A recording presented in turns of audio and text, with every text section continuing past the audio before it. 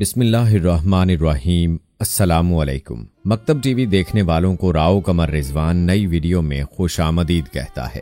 دوستو، ہر جاندار کو موت کا مزہ چکھنا ہے اور مرنے کے بعد ہر انسان کو اس کے عملوں کی سزا یا جزا ملے گی۔ اس کے دو درجے ہیں، ایک مرنے کے بعد سے قیامت تک، اس کو عالم برزخ کہتے ہیں، اور دوسرا درجہ قیامت سے لے کر عبدالآباد تک، اس کو حشر و نشر کہتے ہیں۔ اس میں پوری جزا اور سزا ہوگی۔ سب کفار اور بعض گناہگار مومنوں کو قبر کا عذاب ہوتا ہے، بعض گناہگاروں کو مومنوں سے قبر کا عذاب بھی معاف ہو جاتا ہے، یا وہ گناہ کے مطابق عذاب پا کر نجات پا جاتے ہیں۔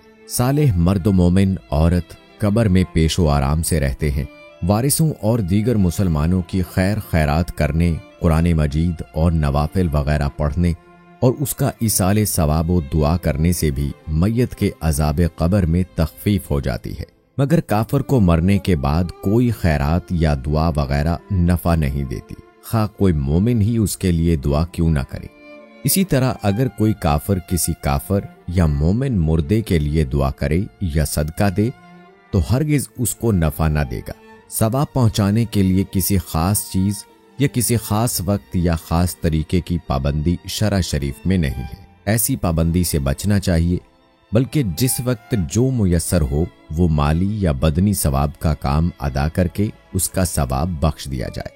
ایصال ثواب کا کام رسم کی پابندی، دکھاوے اور نام و شہرت کے لیے نہ کریں، اور بلا ضرورت ادھار اور قرض لے کر رسوم کی پابندی کرنا اور بھی گناہ ہے۔ کسی ایسے مصلحت سے وقت وغیرہ کی پابندی کی جائے جو شرعاً جائز ہو اور اس کو شرع کی طرح سے لازم بھی نہ سمجھا جائے تو کوئی حرج نہیں، مگر آج کل جاہلوں کی رسمی پابندی کے خوف سے بچنا ضروری ہے، ورنہ وہ دلیل بنائیں گے۔ قبر میں مردے سے سوال و جواب کی تفصیل یہ ہے، جب مردے کو اس کے عزیز و اقارب قبر میں رکھ کر واپس جاتے ہیں تو وہ ان کی جوتیوں کی آواز سنتا ہے۔ اس وقت اس کے پاس دو فرشتے آتے ہیں، ایک کو منکر اور دوسرے کو نکیر کہتے ہیں، جو اس کو بٹھا کر پوچھتے ہیں، من ربو کا، تیرا رب کون ہے؟ مومن جواب دیتا ہے، ربی اللہ، میرا رب اللہ ہے۔ من نبیوں کا، تیرا نبی کون ہے؟ مومن بندہ جواب دیتا ہے، نبی محمد صلی اللہ علیہ وآلہ وسلم۔ ما دینوں کا، تیرا دین کیا ہے؟ مومن بندہ جواب دیتا ہے، دین اسلام میرا دین ہے۔ بعض روایات میں دوسرا سوال اس طرح ہے، تو اس آدمی کے بارے میں کیا کہتا تھا؟ مومن بندہ جواب دیتا ہے، وہ اللہ کے رسول صلی اللہ علیہ وآلہ وسلم ہے۔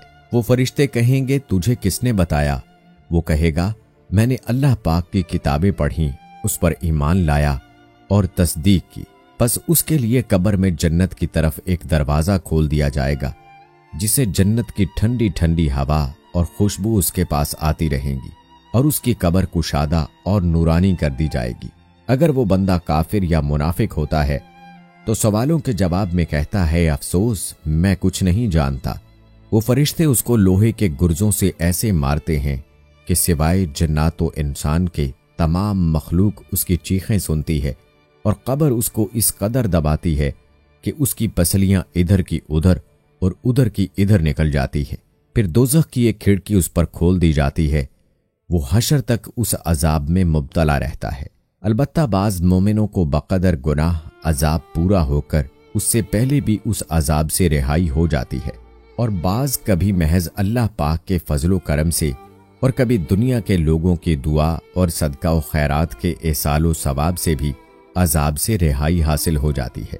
جمعہ کے روز کی برکت سے بھی ہر گناہگار مومن کو اس روز عذاب سے رہائی ہو جاتی ہے، اور قبر کی تنگی اور گھبراہٹ نیک بندوں کو بھی ہوتی ہے، یا کسی نعمت کا شکر ادا نہ کرنے کے سبب ذرا سی دیر کے لیے ہوتا ہے، پھر اسی وقت دور ہو جاتا ہے۔ بعض کو اللہ تعالیٰ کی رحمت سے نہیں بھی ہوتا۔ مرنے کے بعد ہر صبح و شام کے وقت ہر مردے کو اس کا ٹھکانہ دکھایا جاتا ہے۔ جنتی کو جنت دکھا کر خوشخبری دیتے ہیں، اور دوزخی کو دوزخ دکھا کر اس کی حسرت بڑھاتے ہیں۔ جو لوگ قبر میں دفن نہیں کیے جاتے بلکہ جلا دیے جاتے ہیں، یا پانی میں ڈوب کر مر جاتے ہیں، یا جانور کھا جاتے ہیں، ان کو بھی عذاب قبر ہوتا ہے۔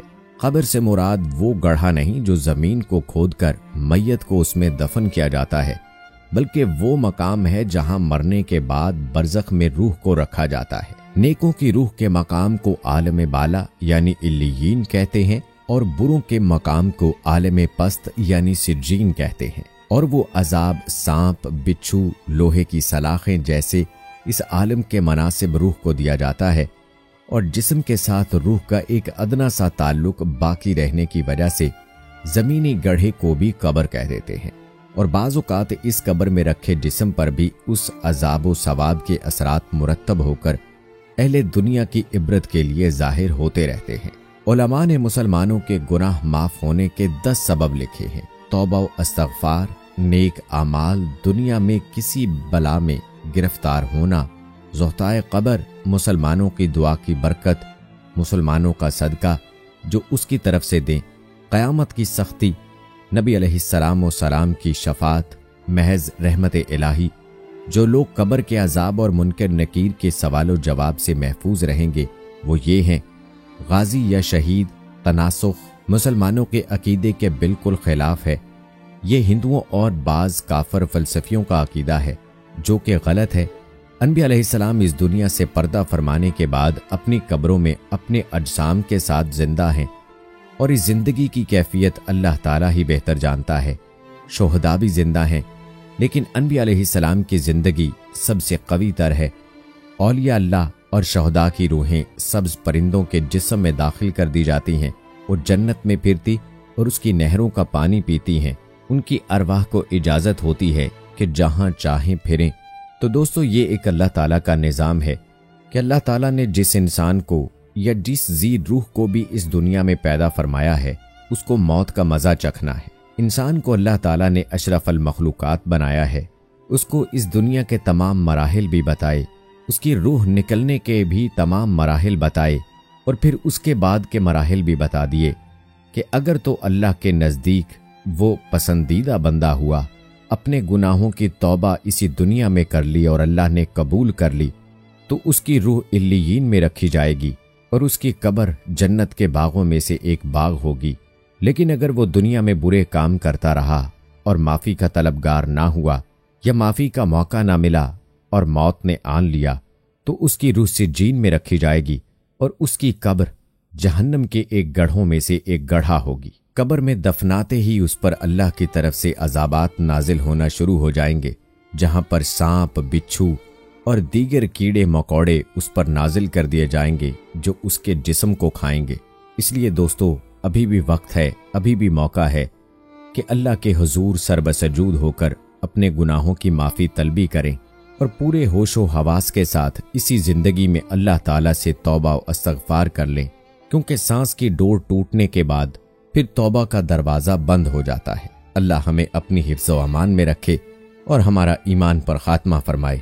आमीन सुम्मा आमीन। दोस्तों, उम्मीद करते हैं कि हमारी आज की ये वीडियो आपको पसंद आई होगी। कमेंट बॉक्स में अपनी राय ज़रूर दीजिएगा।